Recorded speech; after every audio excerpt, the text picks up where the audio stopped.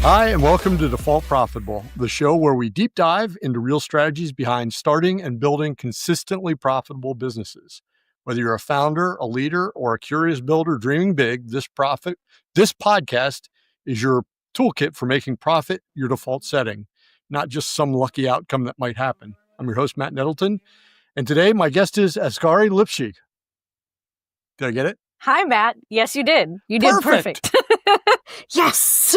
Winning. Well, welcome to the show. And this is the first time we've met. Yes. We traded a couple of emails. Why don't we do this? Why don't we take 2 or 3 minutes, introduce yourself as a person before we jump into the business? So okay. Tell us about yourself. Well, you've said my name perfectly, so I don't need to repeat it. Excellent. I'm a serial entrepreneur. I've had multiple companies in a variety of different sectors, but I started my career in manufacturing, wholesale for supplements, garments, then moved into import exports. And now I currently own 2 construction companies. But my true passion now is actually helping others start their own small businesses. All right. So how do you do that? Let's start there. How do I do which one? Well, how do you help people start their own small businesses?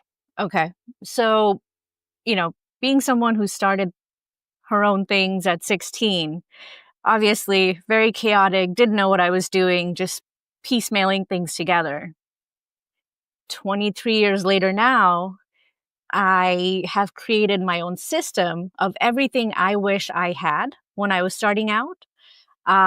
Utilizing all my major big mistakes, utilizing all my big wins to create a process that I've narrowed down to 8 different phases. So all the way from choosing the right business, making sure that business is validated, it's going to do well in whichever market you're going to open, to launching in a systematic manner so that the founder doesn't become overwhelmed or isn't being completely occupied with mundane things. So creating a lot of systems and operations, which most small businesses usually don't do because they're just like, oh, I can do it. Oh, I can do it. No, you can't. You need systems and you need other people. Yes, they have that entrepreneurial seizure and they jump in and start doing everything. So haphazardly, most of the time. Right? So sometimes good, sometimes bad, but usually it's random. Yeah. So you said you started your first business at 16. So what was that business? I leveraged my family's manufacturing plans that were in pharmaceutical, nutraceutical supplement manufacturing, and food products. And I created my own line of products for an urban market. So I started with single herb supplements, and then quickly transitioned to performance supplements. Okay. When you say performance supplements, what are you talking about there? So single herb, ginseng, and other, what would you call that in the US? So energy and male enhancement performance. Trying to use words. So, all right. So, and so how long did you run that? 7, 8 years. Okay. Yep. And when you got out of that, you moved on to another. Manufacturing still, but now in garments, undergarments, lingerie, fitness wear. So I was manufacturing them in Bangladesh, exporting to Thailand, Malaysia, and then also reverse. Okay. And then how long were you in that?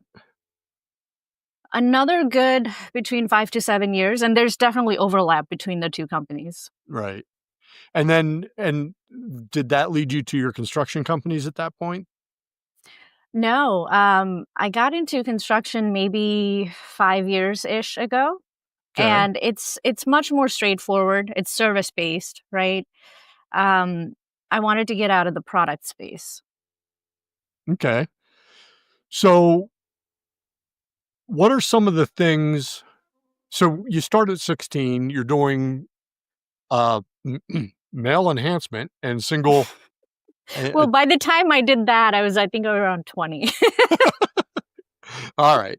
But you're doing some basic supplement work. What are some of the things that you learned early that you were surprised you needed to know? It's, it's as simple as you would think. Focus on your customer. Build product that already has a demand for the people you want to sell it to. It's honestly that simple. Yeah. Yeah. But the funny thing, so as we do this, and this is 150 some episodes in, um, it is amazing to me the people that complicate the idea of, hey, here's why people give you money. People will spend hundreds of hours, every month thinking of this cool product, this amazing product or service that they're going to provide. But they haven't actually even talked to one person that'll be their client. Yeah. Not Which is kind of crazy. But you see, it's like people think their baby is so pretty. Yes. They don't want to ask anybody, is it really pretty? Yeah, they just assume it is. And so now so you mentioned your parents have manufacturing plants. So how much did their influence help you? I mean, that's probably good foundation to figure out how to make money. Yes, that was huge help. My father is very innovative, extremely entrepreneurial, definitely squirrel brain. He just constantly starts things, but he also knows how to execute them and set up the right people. But watching him build, go through almost 3 bankruptcies, it helped a lot, I think, because it helped create those, well, I know bad things happen, but I know there's another side after the bad thing, which I think most people don't have and why they get scared of entrepreneurship. All right. Now, you mentioned that as a result of your serial starting and running and exiting, that you put together a system that you sell people. Now, do you sell this under a name? Is there a company associated with this? Azgari.com. Azgari.com. All right. And what are the 8 things that you put together? Can you give us kind of a walkthrough of how you help entrepreneurs start and build systems? Sure. So I'm also not trying to reinvent the wheel. So I stick to models that I know I can get my clients government-backed loans for. Ah, yes. That's step one. You could be the best quote unquote entrepreneur, but if you don't have funds, not a whole lot we can do about it. Yes. So we only work with models that we know are preferential for SBA loan, which is small business loans. Yep. That's step one. Step two is choosing the right business model that's going to work for you based on your personality, based on your skill sets, based on things that are transferable from your previous career. Most of my clients that come to me now, they either have a 9-to-5 job or they've been laid off. Okay. Or they've just exited from their retirement and they have their ROBs that they want to roll into a business. All right. That's usually the 3 type that we're seeing. Okay. So the first thing is make sure that wherever they're going, they can get SBA loan. The second thing is make sure that what they're doing fits with their style of thinking and doing. Right. Like if you're someone who genuinely doesn't enjoy working with the team, then there are, specific businesses I wouldn't even recommend you do, regardless of how much demand there might be in your area for that particular business. Right. So it's matching the founder with the right model that's going to work for them, then validating and making sure that model is going to do well in their local market. Because service businesses are very local market dependent, right? Oh, yeah. It doesn't, you could have all the national marketing for it if you buy through a franchise. But if nobody in your local area knows that brand, it's useless. Right. Okay. So those 2 make sense. What's next? So next is competitive analysis. And we go pretty deep on this side because understanding who else is in the market is going to help us understand where can we get a competitive advantage. and also position your offers the right way.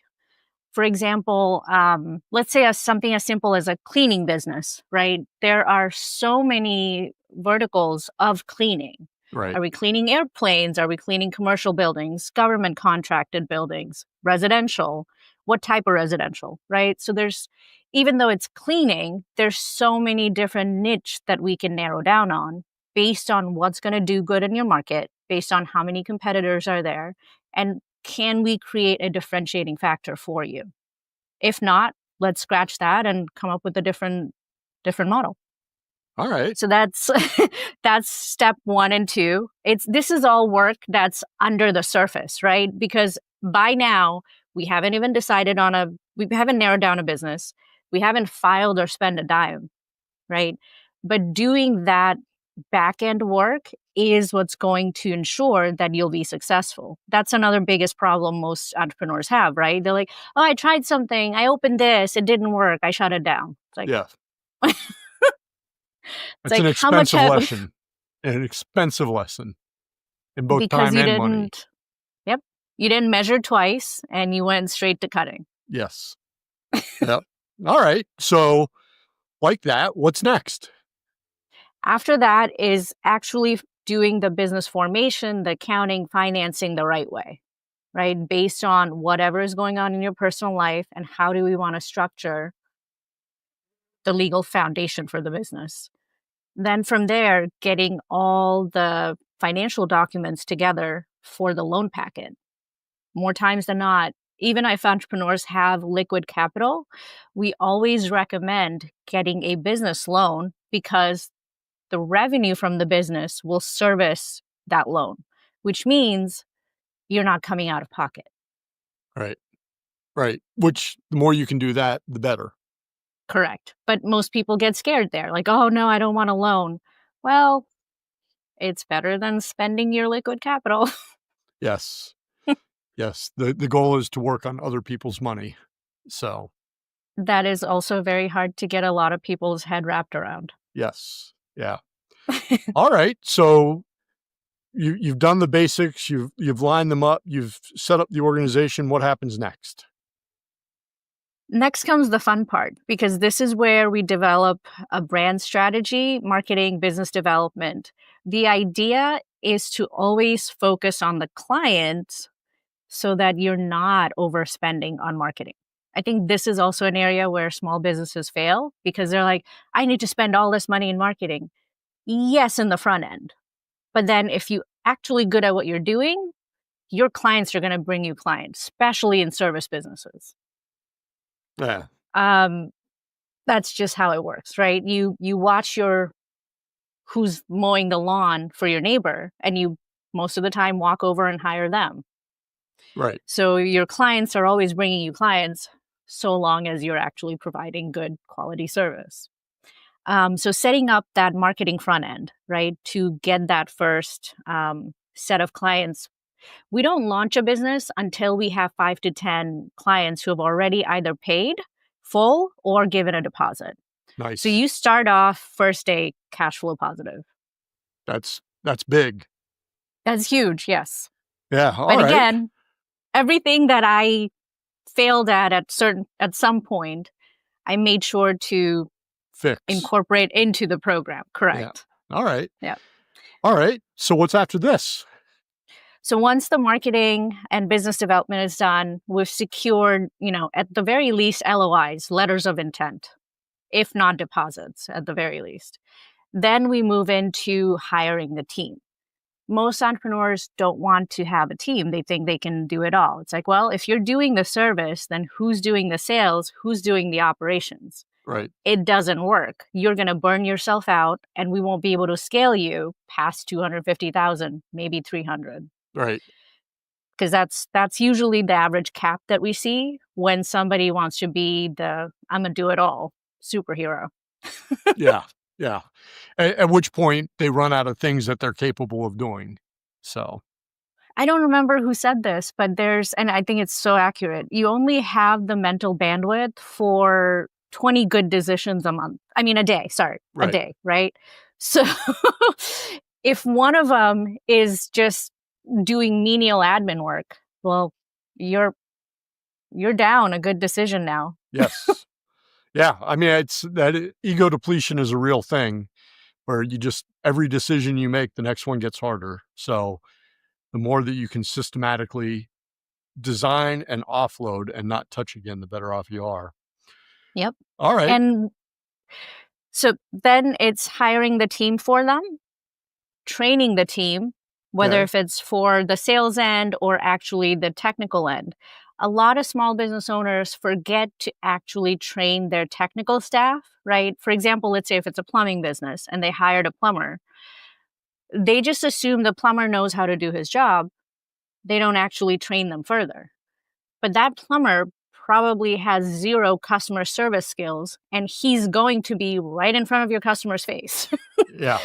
So he absolutely needs front-end training for how to behave with your client to represent your brand well. Yes. So this stage is hiring and recruiting the team, training the team, then comes training the business owner on how to operate the software, the tools, everything we set up in the business, and then also training them on how to manage their staff. Because a lot of people that become first-time entrepreneurs were most likely individual contributors in their previous work roles, and they don't know how to manage a team or which part or how to gauge, what someone needs more help with more nurturing or more training, as opposed to, oh, this is just a bad hire. Right. There is such a thing as bad training. Like you just haven't prepared them well. Yes. That's a question that we find ourselves asking our clients a lot is, did you hire bad people or did you make them bad? Or just not train them to be good enough for what you want. Right. Yep. You just assumed they would know. Yeah. All right. So after that, what's next? So once the team is in place, the business owner knows how to operate his systems. I don't know if we mentioned in between, we set up a lot of AI tools and automations for admin and marketing. So you can run your business with a pretty tight, small team, maybe one person in the front end for the sale and one that's actually performing the job. And then most of your administrative work, accounting, is done through software. So the business owner maybe needs a couple hours a day to just make sure everything is running, just looking at their dashboard. Okay.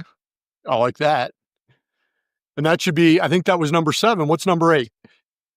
Number 8 is we stay on board for a whole year because everything we do it with a guarantee that we're going to launch you in 120 days. If we can't, we have a full guarantee. We pay them back. Okay. I haven't had to pay anyone back though, so that's good. That's good. And we stay on board for 12 months in that 8th phase where we check in every biweekly and monthly to make sure the business owner is able to track the KPI, make adjustments wherever needed. We also recommend any adjustments that might need to happen. All right. And as you look at this, what are you seeing your clients who implement all this? What are some of the results? What happens? On average, between 300 and 700,000 first year revenues. That's pretty solid. And with the minimum of, I think the lowest revenue net margins we've seen is 14%. That's good. That's not terrible. That's good. All right. Any other tips or hints for a first time or aspiring business owner who's just starting to look at the journey that you embarked on when you were 16? Just jump. As you fall forward, you'll figure it out. As long as you're humble enough to accept that you are going to make a lot of mistakes. But every one of those is like, just think of it as, I don't know, marketing spend. You're learning. Yes. It's education. Absolutely. Every failure is a huge education. If you let it be. Yes, that is true. Yeah. All right. Man, every episode we get all these tips and, hey, here's what I screwed up in here. It sounds like you've kind of built a system to help people not make the same mistakes that other people, including you and I, have made. to help avoid that. So that's good. Any other than ways people can contact you, which will be all in the show notes, any other pieces of advice you'd like to drop before we wrap up? It's the same thing. Just jump. I know people spend so much time thinking, ideating, researching. It's a mechanism to hold you back. Yeah. Keep falling forward. Start. Start today. That's probably the best advice for small business owners is whatever you think it's going to take, it's going to take longer. Starting today will only help. Yep. So, all right. Well, thanks for joining us on the Default Profitable podcast. To learn more about Azgari and her business, her systems, and ways to get in touch with her, look at defaultprofitable.com and go to the show notes. If you like what you've heard, there's 3 ways you can help us. Hit subscribe, leave a review, or share an episode. We'll be back next week. Until then, stay focused, keep working, stay profitable.